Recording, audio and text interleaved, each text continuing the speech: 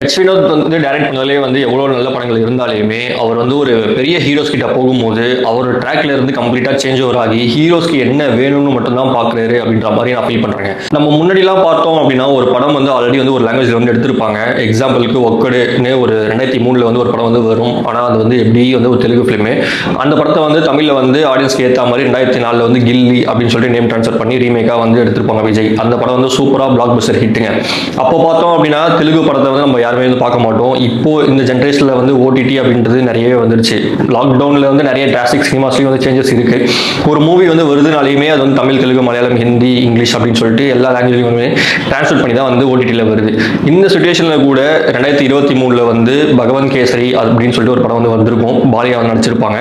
அந்த படத்தை வந்து ரீமேக் பண்ணுறாங்க. ஜனநாயகன் தான் வந்து விஜயோட கடைசி படம் அப்படின்னு சொல்லிட்டு நியூஸ் வந்து வரும்போதே வந்துட்டு அப்பவே என்னடா ஆச்சு விஜய்க்கு, இந்த படத்தையா போய் வந்து ரீமேக் பண்ணுறாங்க அப்படின்னு சொல்லிட்டு நிறைய தாட் எனக்குள்ள வந்து வந்துச்சுங்க. ஏன்னா அது வந்து கம்ப்ளீட்லி வந்து பாலியா ஃபிலிம். நமக்கு எல்லாமே தெரியும். தெலுங்கு அப்படின்னாலுமே வந்து என்ன ஒரு மைண்ட் செட்டில் நம்ம அந்த படத்தை பார்க்கணும் அப்படின்னு சொல்லிட்டு நம்மளுக்கு ஒன்று இருக்குங்க. பிகாஸ் அந்த படத்தை பார்க்கணும் அப்படின்னாலுமே நம்மளுக்கு வந்து ஒரு பொறுமை அப்படின்றது வேணுங்க. பிகாஸ் பாலியா படம் அப்படின்னாலுமே வந்துட்டு புலி கூட சண்டை போடுற மாதிரி, ஒரே ட்ரெயினை வந்து ஒரு கிலோ ஸ்டாப் பண்ணுற மாதிரி, இந்த மாதிரி நிறைய சீன்ஸ் வந்து வச்சிருப்பாங்க. சூப்பர்மேன், ஸ்பைடர்மேனே தோற்றுருவாங்க உங்ககிட்ட.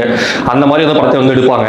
கமிங் டு த பாயிண்ட், பல தடைகள் இருந்தாலுமே ஜனவரி மாதம் ரிலீஸ் ஆக வேண்டிய படம். ஆனால் அப்போ வந்து எலெக்ஷன் அப்படின்ற ஒரு காரணத்தில் அதில் வந்து இந்த படம் வந்து ரிலீஸ் பண்ணலை. இதனாலன்னு சொல்லிட்டு இந்த படத்தை பார்த்தப்பறம் தான் வந்து எல்லாருமே புரியுது. இருந்தாலுமே வந்து இன்னைக்கு ரிலீஸ் ஆனாலுமே டிக்கெட் ரேட் எல்லாமே வந்து கொஞ்சம் ஹையாக தாங்க இருந்துச்சு. 700,000 அப்படின்னு சொல்லிட்டு எல்லா இடத்துலையுமே வந்து டிக்கெட் வந்து இன்க்ரீஸ் பண்ணிட்டாங்க.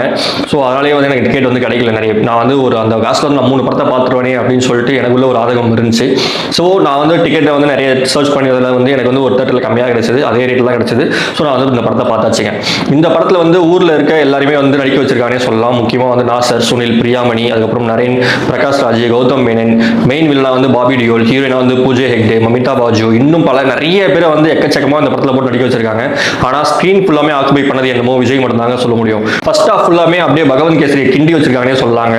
அந்த மூவியோட ஸ்டோரி உங்களுக்கே தெரியும். நம்ம ஓப்பனிங்லேயே வந்து ஜெயிலில் இருக்க மாதிரி தான் காட்டுவாங்க ஹீரோ. அதுக்கப்புறம் அவங்க அம்மா அப்பாவுக்கு ஹெல்ப் பண்ண ஒரு போலீஸாக வந்து வருவாங்க. அவர் எதிர்பாராத விதமாக வந்து ஒரு ஆக்சிடென்ட்ல இறந்து போக அவருடைய பொண்ணை வந்து ஆசைப்பட்ட மாதிரியே நான் ஆர்மி ஆஃபீஸராக ஆகணும் அப்படின்னு சொல்லிட்டு விஜய் வந்து அந்த பொண்ணை வந்து வளர்ப்பாங்க. ஆனால் அந்த பொண்ணுக்கு வந்து ஃபியர் ஃபோபியா அப்படின்ற ஒரு வியாதி அப்படின்றது இருக்கும். அதுக்கப்புறம் அந்த ஃபியர் ஃபோபியாவை தாண்டி அந்த பொண்ணை வந்து எப்படி சக்ஸஸ் ஆக வைக்கிறாங்க. ஆனால் இந்த படத்தில் வந்து கொஞ்சம் எக்ஸ்ட்ரா வந்து எம்எம் மிஷன் அப்படின்னு மிஷன் மெலுகா அப்படின்னு சொல்லிட்டு இந்தியன்ஸ் கிட்ட எல்லாருக்குமே கன்ஸ் ஈஸியாக கிடைக்கிற மாதிரி கேஸ்ட் அண்ட் கம்யூனிட்டி வச்சு டிவைட் பண்ணி அவங்களுக்குள்ளேயே வந்து அடிச்சுட்டு சாகிற மாதிரி ஒரு சில சீன்ஸ்லாம் வந்து இந்த படத்தில் வந்து வச்சிருக்காங்க. அதெல்லாம் வந்து விஜய் வந்து எப்படி ஸ்டாப் பண்ணுறாங்க. அதுக்கப்புறம் ஆர்சி வார், இந்த படத்தில் வந்து கிளைமேக்ஸ் சீன்ஸில் வினோத்துடைய கொஞ்சம் இன்ட்ரெஸ்டிங்கான கிளைமேக்ஸாக முடிக்கணும் அப்படின்னு சொல்றதுக்காக வச்சிருக்காங்க. அது கொஞ்சம் இந்த படத்துக்கு கொஞ்சம் ப்ளஸ்ஸாகவே இருக்குங்க. முக்கியமாக இந்த செகண்ட் ஹாஃப்ல வந்து நிறைய சீன்ஸ் வந்து விஜய் பொலிட்டிக்கல் கேரியருக்காக வந்து ஆட் ஆன்ஸ் பண்ணியிருக்கானே சொல்லலாம். கொஞ்சம் மூவியை எப்படா முடியும் அப்படின்னு சொல்லிட்டு ஒரு மைண்ட் செட்டுக்கு கொண்டு போற மாதிரி இருக்குங்க இந்த படம் செகண்ட் ஹாஃப் ஃபுல்லாமே. விஜய் மூவினாலே வந்துட்டு பெரும்பாலும் மாஸ் சீன்ஸ் வந்து இருக்கும். அதுக்கப்புறம் ஒரு நல்ல ஃபைட் சீன்ஸ் இருக்கும், ஒரு நல்ல சாங் இருக்கும். அந்த சாங்கோட எண்ட்ல வந்து அவருடைய டான்ஸ் வந்து கண்டிப்பாக இருக்கும். அதே மாதிரி இந்த படத்துலேயும் வந்து எல்லாமே வந்து பர்ஃபெக்டாகவே வச்சிருக்காங்க. ஆனால் இந்த படத்தில் வந்து அட்வான்ஸாக கொஞ்சம் அவருடைய டான்ஸ் பர்ஃபார்மன்ஸ்லாம் வந்து கலக்கியிருக்காருன்னே சொல்லலாம். கொஞ்சம் லாங் லென்த்தி ஷார்ட்டாக வந்து அது வந்து இருக்கு. பிட்டாக தான் இருக்கு. அவர் இதுக்கு முன்னாடி நடிச்ச படங்கள்ல இருந்து அவர் வந்து டான்ஸ் பண்ற மாதிரி சீன்ஸ் வந்து ஆடியன்ஸ் மத்தியில் வந்து நல்லாவே வரவேற்பு வந்து பெற்றிருக்குங்க. சாங்ஸை பொறுத்தவரையிலும் பார்த்தீங்க அப்படின்னா எனக்கு பிடிச்ச சாங் அப்படின்னு சொல்லிட்டு கண்ணியமணி அப்படின்ற ஒரு சாங்ஸ் வந்து வரும். அந்த சாங்ஸ் வந்து விஜய் வாய்ஸ்லேயே வந்து பாடியிருப்பாங்க. அந்த சாங் எனக்கு கொஞ்சம் எமோஷனலி கனெக்ட் ஆச்சு. ஃபீல் சோ குட் மாதிரி இருந்துச்சு. பட் மற்ற சாங்ஸ் நீங்கள் பார்த்தீங்க அப்படின்னாக்கா ஆனால் ஒரு பேரே வரலாறு அப்படின்ற ஒரு சாங்ஸ்ன்றது இருக்கும். அது வந்து கம்ப்ளீட்லி எலெக்ஷனுக்காக மட்டுமே இந்த படத்தில் வந்து வச்சா மாதிரி ஒரு ஃபீல் அப்படின்றது இருக்கு.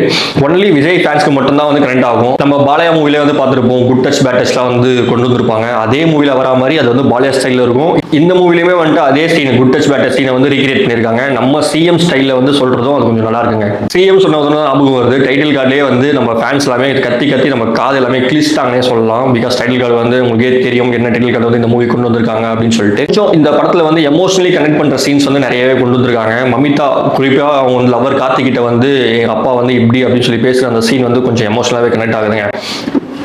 அண்ட் தென் நிறைய பொலிட்டிக்கல் சீன்ஸும் வந்து இந்த மூவில வந்து ஆட் பண்ணியிருக்காங்க. ஹீரோ இன்ட்ரோலேயே வந்துட்டு எம்ஜிஆர் வச்சு தான் ஸ்டார்ட் பண்றாங்க. அதுக்கப்புறம் பிரகாஷ் ராஜோட வெறுக்கலை சீன்ஸ், அதுக்கப்புறம் எம்ஜிஆர் கிட்ட வந்து அவர் சாட்டை வாங்குற மாதிரி சீன்ஸ்.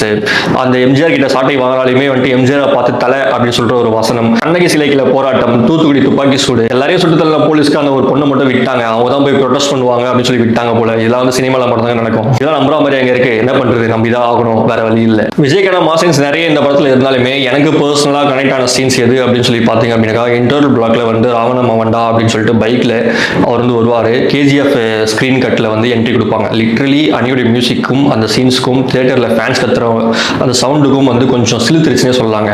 அணி பற்றி வந்து கண்டிப்பாக பேசியே ஆகணும். சாங்ஸ் எல்லாமே வந்து ஹிட்டு. படத்துக்கு மட்டுமே இல்லை, அவருடைய எலெக்ஷன் கேம்பெயினுக்கும் வந்து யூஸ் பண்ணிட்டாங்க எல்லா சாங்ஸுமே. ஆல்ரெடி நம்ம எல்லாருக்குமே தெரியும். பேக்ரவுண்ட் மியூசிக்ல வந்து அனியோட பெர்ஃபார்மன்ஸ் ஒரு சீனுக்குமே வந்துட்டு எக்ஸாம்பிள் அவருடைய ஜெயில இருந்து அம்மாவை பார்க்க போகிற சீனாக இருக்கட்டும், அதுக்கப்புறம் அந்த அவரோட பொண்ணு விஜய் வந்து அவர் லவர் கிட்ட பேசுகிற ஒரு சீனாக இருக்கட்டும், எல்லாத்துக்குமே வந்து பேக்ரவுண்ட் மியூசிக்ல வந்து முக்கியமாக வந்து பார்த்தீங்க அப்படின்னா வில்லனுக்கு ஒரு இன்ட்ரோ சீன்ஸ் அப்படின்றது இருக்கு. அதுக்குமே வந்து வில்லனுக்கும் தனியாக வந்து ஒரு சாங்ஸ் பேக்ரவுண்ட் சாங்ஸ்லாம் போட்டு அவர் கொஞ்சம் மாசா காட்டி இந்த படத்தில் வந்து கொஞ்சம் நல்லாவே பண்ணியிருக்காங்கன்னே சொல்லலாம். மொத்தத்தில் பேக்ரவுண்ட் அப்படின்றது தெரிக்க விட்டுருக்கானே சொல்லலாம் இந்த படத்தில். விஜய் ஃபேன்ஸ்க்கு ஒரு லாஸ்ட் டான்ஸ்னு சொல்றது கொஞ்சம் வருத்தமாக இருக்கும். இதெல்லாம் வந்து தளபதியோட கடைசி ஃபிலிம். ஆனால் எங்களுக்கு வந்து கலெக்ஷனுக்காக டிக்கெட் ரேட் ஏற்றிட்டீங்களே அப்படின்னு சொல்லிட்டு தான் கொஞ்சம் வருத்தமாக இருந்துச்சு. மற்றபடி ஒன்றும் இல்லை. ஆனால் நான் வந்துட்டு டிக்கெட் வந்து ஆக்சுவலி என்ன ரேட்டோ அந்த ரேட் தான் நான் கொஞ்சம் வெயிட் பண்ணி பார்த்தேன் இந்த படத்தை. ஸோ எனக்கு வந்து நோ லாஸ் இந்த படத்தை பார்த்து வரலாம். பகவந்த் கேசரி மூவி கூட பொலிட்டிக்கல் அண்ட் ஆசிவார் எல்லாமே மிக்ஸ் பண்ணி சேர்ந்து எடுத்த படம் தான் வந்து இந்த ஜனநாயகன். ஒரு சீன்ல வந்து பிரசிடண்டா வரவர் வந்து என்ன வாழ வைத்த தெய்வமே அப்படின்னு சொல்லிட்டு ரஜினி பேசுறதுக்காக வந்து பேசியிருப்பாங்க.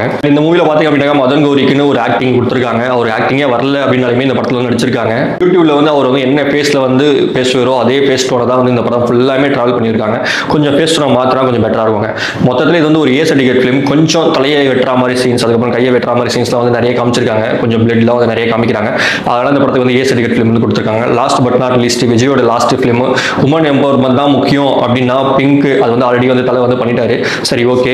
டங்கல் அப்படின்னு சொல்லி ஒரு படம் இருக்கும். அதுக்கப்புறம் இந்த Kargil girl, the great Indian kitchen, இந்த மாதிரி படத்தை வந்து நிறைய நல்ல படங்கள்லாம் இருக்கு. இதெல்லாம் வந்து டப் பண்ணிருக்கலாம். ஆனா எதனால வந்து பகவந்த் கேசரி படத்தை வந்து டப் பண்ணாங்க அப்படின்னு சொல்லிட்டு நமக்கு தெரியல. ஆனா அரசியல் எல்லாம் பேசி ஆகணும் அப்படின்னு சொல்றதுக்காக இந்த மூவி எடுத்திருக்காங்க அப்படின்னாக்கா இது வந்து ஒரு குட் சாய்ஸ் தான் சொல்ல முடியும். மொத்தத்தில் இந்த மூவி வந்து ஜான்ல ரிலீஸ் ஆகி இருந்தா கண்டிப்பா விஜய்க்கு கொஞ்சம் எக்ஸ்ட்ரா சீட்ல வின் பண்ணிருப்பாங்க அப்படின்னு சொல்லிட்டு சான்ஸ் இருந்தாலுமே இப்போ இந்த மூவி பார்க்குறவங்களோட ஃபேன்ஸ்லாம் வந்து டைட்டில் கார்டில் பார்த்தீங்களா சிஎம் விஜய் அப்படின்னு சொல்லி வருது. அவங்க எல்லாமே வந்து செலிப்ரேஷன் உச்சியில் இருக்காங்கன்னே சொல்லாங்க. ஓகே, ஃபைனல் கன்க்ளூஷன் வரலாம். இது வந்து ஒரு ஆவரேஜ் மூவி தான். விருப்பம் இருக்கவங்க போய் பாருங்க. விஜயோட லாஸ்ட் டான்ஸ் வந்து என்ஜாய் பண்ணுங்க. இதே மாதிரி ஒரு நெக்ஸ்ட் மூவி உங்களை மீட் பண்றேன். தேங்க்யூ.